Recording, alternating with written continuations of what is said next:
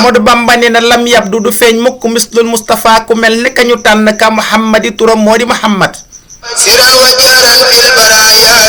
nee na sirran moo xam ci lu nëbb la wa jëhran ak ci lu biir fil baraaya ci mbindeefi as-samadi yàlla mi nga xamante ni moom la ñëpp jëmale seeni aajo nee na madda tàllal na wala andil nanu moom njol makka lanaa mu ñeel ñu al islaam diinem ji nga xamante ni mooy diine lislaam wal kufra kéefër gi it maxaa faree na ko fi nee na wa bi nasihati ak ci laaye biiram moom njol makka li kullin ñeel ñëpp sama a tabee nanu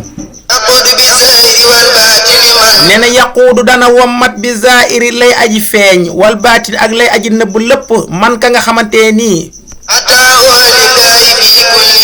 ataawaxoo topp na ko moom njol makka lillahi ngir jëmmi yàlla ji fii kulli zaman ci bépp jamono nee na xidmataxoo dinaa ko liggéeyal wala liggéey bi ma koy liggéeyal man Cheikh Ahmadou Bamba an nii ci man al uyubu ayib ya azhabat dàq na ko ba mu dem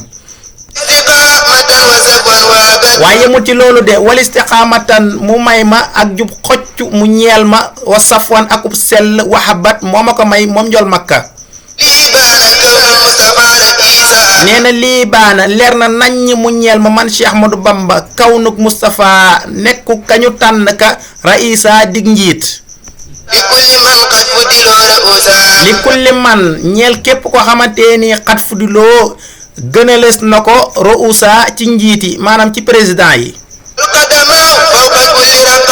nee na xul waxal yow si Ahmadou Bamba Xaadim Rasul xadamaahu ñaari ndëggam yi moom njol makka sallallahu taala wa sallam fawxa nekk na ci kaw kull raqabat bépp doq aji ku baax nee na minhu jële ci yonent bi sallallahu taala wa sallam istaara abbeena alxurru sang ya kulla man xabat bépp muxjisaat ci njol makka sallallahu taala wa sallam lañ ko abbee